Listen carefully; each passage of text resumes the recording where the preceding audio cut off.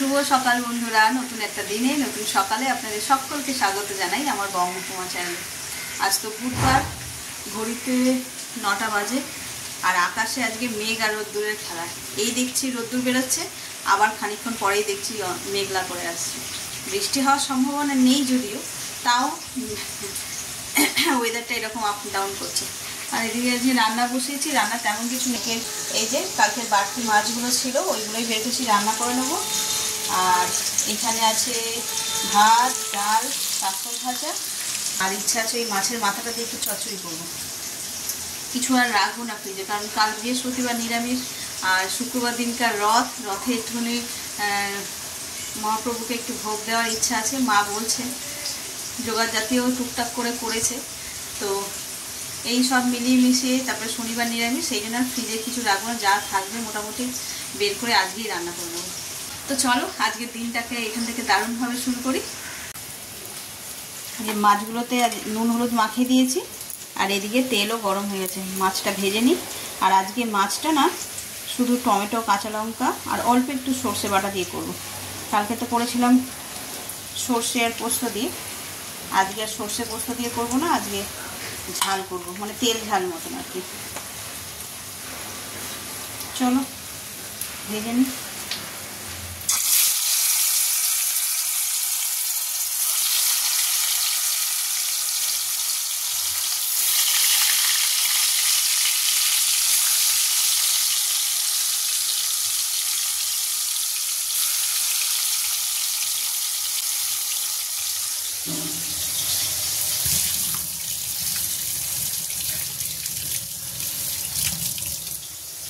আগের দিনে মাছটা এনেছিল, ওই মাছটা বেশ সুস্বাদু ছিল, কিন্তু কালকে এত টাকা দিয়ে এত বড় মাছ আনলো, কিন্তু অত স্বাদ নেই, আগের দিনের মতন স্বাদ নেই, তেমন একটা তেলও বেরোয়নি।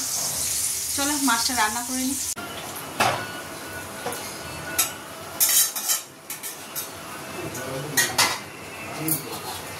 এই যে এখানে মাছের ঝালটা হয়ে গেছে, ধনে পাতা দিয়ে দেবো। সকালবেলায় তো একটু তাড়াহুড়ো থাকে রান্নার, তাই ভালোভাবে রান্না মানে জমিয়ে যে করবো সেটাও হয় না, আর এরাও খেয়ে যেতে চায় না সকালবেলা। এদের ডাল আলু ভাতে বলেই মনে হয় ঠিক আছে। ওই মাছের ঝালটা হয়ে গেছে, আর ওদিকে সবজি কাটছি, ওটা দিয়ে চচ্চড়ি করবো। চচ্চড়ি আর ওরা খাবে না, ওরাই ভেজেছি, কাঁকরোল ভেজেছি, ডাল আলু ভাতে আর এই মাছের ঝাল, ওইটা দিয়ে ওদের হয়ে যাবে।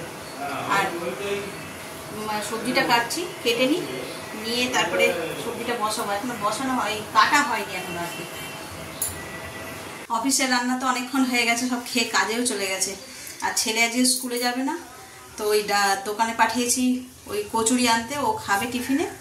আর এদিকে মোটামুটি সকালের রান্না সব শেষ। আর আজকে ভাবছি সোয়াবিন রান্না করবো রাতের জন্য। রাতে রান্নাটা করলে কি হয়, রাতের দিকে অত তরিবোধ করে রান্না করতে ইচ্ছা করে না, তখন মানে যা হোক কিছু একটা করে দিই, কিন্তু রোজ যা হোক কিছু দিয়ে খেতে ইচ্ছা করে না।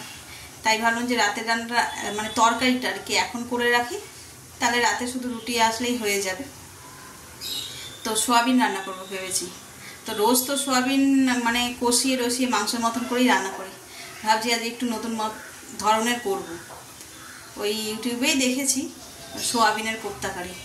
শরীরটা আমার এখনও ঠিক হয়নি, কথা বলতে কষ্ট হচ্ছে, মানে নিঃশ্বাসের কষ্ট হচ্ছে, বলছে যেন একটুতেই হাঁপিয়ে যাচ্ছি। তাহলে চলো আর হাঁপিয়ে লাভ নেই, কী করে রান্না করছি সোয়াবিনের কোপ্তাকারি সেটাই আজকে তোমাদের সঙ্গে শেয়ার করবো। এখানে আমি জোগাড়, এই যে এইগুলো কোপ্তাতে দেবো বলে কুচিয়ে রেখেছি, সোয়াবিনও সিদ্ধ করা হয়ে গেছে, এখানে আলুও সিদ্ধ করে নিয়ে জিনিসগুলো দিয়েই করব। আর তারপরে তো মশলা কষবো, আদা পেঁয়াজ রসুন যেরকম নর্মালি করে ওই রকমই। না কাজু বাদাম আর চার মগজ ওইসব ব্যবহার করবো না, ওটা করলে একটু বেশি রিচ হয়ে যায়, এমনি পেঁয়াজ আদা রসুন দিয়েই করে দেবো। তাহলে চলো দেখাই কীভাবে করছি সোয়াবিনের কোপ্তাকারি। সোয়াবিনের কোপ্তাকারি বানানোর জন্য প্রথমে সোয়াবিনগুলোকে এইভাবে সিদ্ধ করে নিয়েছি, এবার এগুলোকে মিক্সিতে পেস্ট করে নেব। সুন্দরভাবে এটাকে পেস্ট করে নিয়েছি, এবার কোপ্তাগুলো বানিয়ে নেব। কোপ্তাগুলো বানানোর জন্য পেঁয়াজ, লঙ্কা, ধনেপাতা, আদা রসুন সবের মধ্যে কুচিয়ে নিয়েছি। এবার সোয়াবিনের পেস্টটা এর মধ্যে দিয়ে দেবো।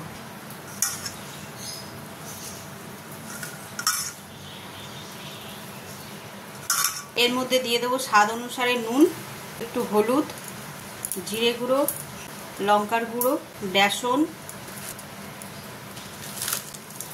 বেসনটা দিচ্ছি বাইন্ডিং করার জন্য, পরিমাণ মতন বুঝে দিতে হবে। আমি এখানে 5 চামচ দিলাম। আর দিয়ে দেবো সিদ্ধ করে রাখা আলু।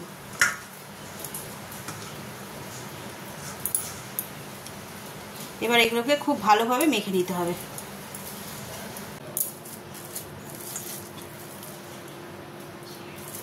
দেখো খুব সুন্দর করে মাখা হয়ে গেছে। এবার এগুলো থেকে ছোট্ট ছোট্ট করে কোপ্তার মতন করে বল বানিয়ে নেব, যে যেরকম সাইজের পছন্দ করবে সেই।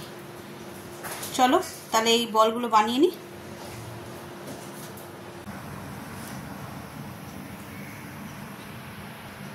কোপ্তাগুলো রেডি হয়ে গেছে। এবার এগুলোকে আমি ভেজে নেব। আর এদিকে আমার কড়া বসিয়ে দিয়েছি, কড়ায় তেলও গরম হয়ে গেছে। চলো কোপ্তাগুলো ভেজে নিই।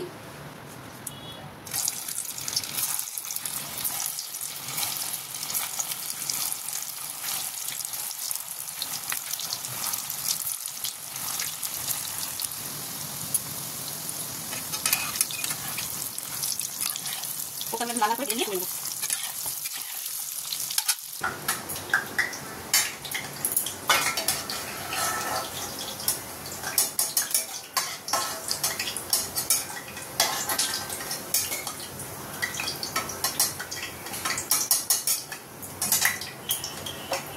এই যে কটা সোয়াবিনের কোপ্তা ভেজে নিয়েছি, ওর বাবা ডিউটি যাবে, দিয়ে ওকে খেতে, পরে তরকারিটা করব। চলো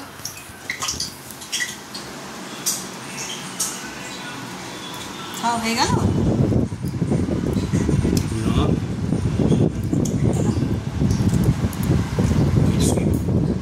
সোয়াবিনের কোপ্তা বানিয়েছিলাম, তরকারি করব, গরম, টেস্ট করে দেখা একটা।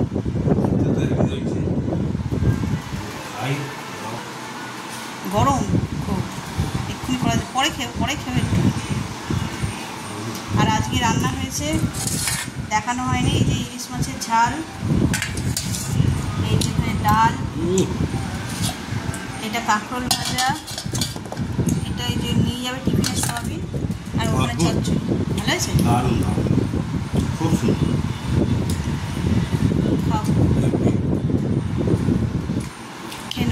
আমি যাই রুটিটা করে দিই তোমার।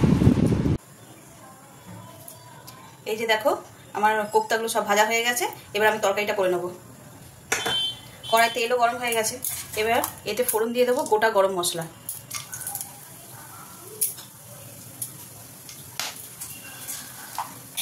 এবার দিয়ে দেবো পেঁয়াজ,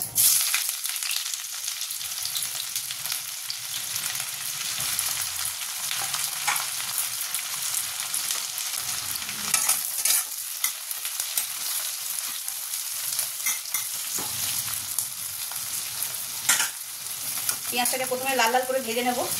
আর এখন একটুখানি দিয়ে দেবো নুন, তাহলে পেঁয়াজটা খুব তাড়াতাড়ি নরম হয়ে যাবে।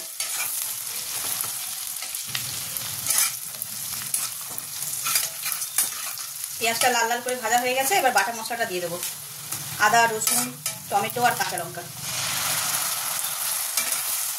হয়ে গেছে। এবার এতে দিয়ে দেবো লঙ্কা, হলুদ আর স্বাদ অনুসারে নুন, একটু চিনি, অল্প একটু জিরে গুঁড়ো। এবার মশলাটাকে ভালো করে কষিয়ে নেব।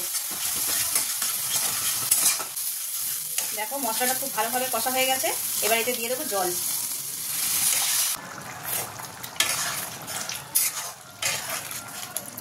দেখো ঝোলটা খুব ভালোভাবে ফুটে গেছে। এবার কোপ্তাগুলো দিয়ে দেবো।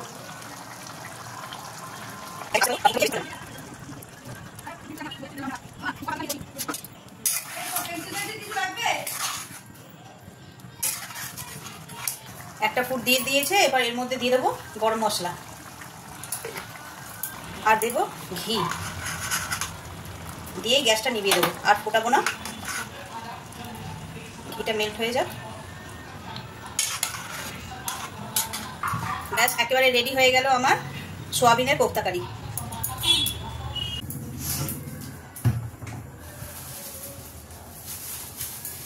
এই যে রাতের তরকারিটা করলাম, সকালেই বলেছিলাম যে আজকে সোয়াবিনের কোপ্তা কারি করব।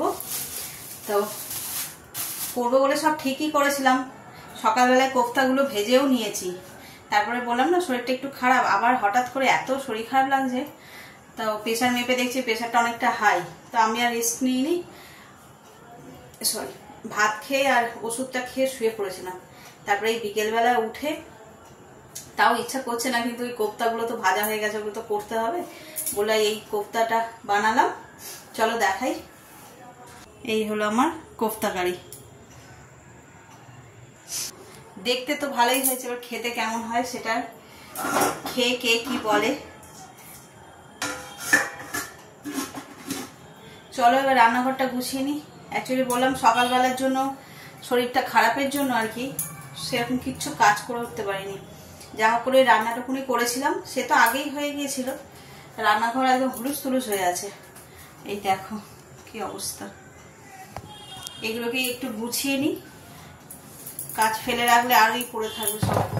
আবার কাল তো বললাম অম্বুবাচী ছাড়বে, তো তখন আবার অনেক কিছু কাজ, ধোয়া মোছা এটা ওটা করা, নিরামিষ। পরের দিনকার আবার রথ, আর রথের দিনকার বাড়িতে একটু পুজো করা হবে। পুজো বলতে কি ঠাকুরমশাই দিয়ে নয়, আমাদের জগন্নাথ মহাপ্রভুর এই কাঠের মূর্তিগুলো হয়, ওগুলো রয়েছে, পুরী থেকে নিয়ে আসা হয়েছিল।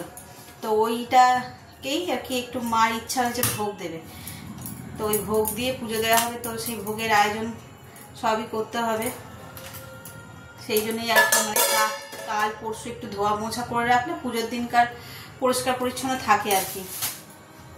তাহলে চলো এগুলো সব পরিষ্কার করে নিই।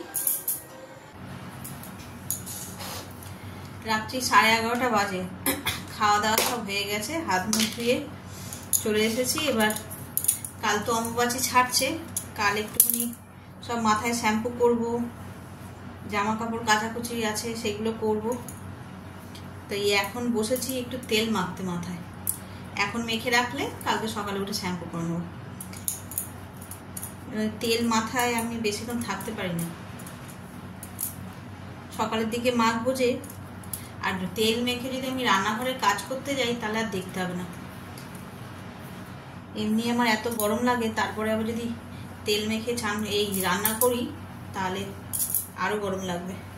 আর এই বর্ষায় যা চুল উঠছে, চুল উঠে দড়ি পাকিয়ে গেছে, আর নেই চুল, মাথাতে নেই। চলো মেখে নিই। আর তেলটা হচ্ছে যে ওই যে এই কন্টেনার করে নিয়েছি, যেই তেলটা বানিয়েছিলাম কয়েকদিন আগের ব্লগেই দেখিয়েছি। নারকেল তেলের সঙ্গে ওই যে কালো জিরে, আদা, পেঁয়াজ, মেথি, তারপরে এটা কারি পাতা, মনেও থাকছে না, আর কি কি নিম পাতা ছিল, জবা পাতা, জবা ফুল, এইসব দিয়ে বানিয়েছিলাম। তো ওই তেলটাই এরকম কন্টেনারে, আমার কাছে ছোট নেই, শিশি নেই যার মধ্যে করে ঢেলে রাখবো, তাই এরকম কন্টেনার করে নিয়েছি, এতে লাগাতেও সুবিধা, হাত চুবিয়ে নিতে পারি। চলো লাগিয়ে নিই। আলতো হাতে এরকম করে স্ক্যাল্পের মধ্যে লাগিয়ে রেখে দিলেই ব্যাস হয়ে যাবে, যা কাজ করার এতেই হবে। খুব উপকারী তেলটা, কিন্তু আমরা ঠিকভাবে ব্যবহার করতে পারি না, তাই ঠিক সময় ব্যবহার করলে তাহলে ঠিক সময় মানে হচ্ছে যে সব সময় আর কি, এই করলাম আবার তেল যেই ফুরিয়ে যায় অমনি ব্যাস হয়ে যায়।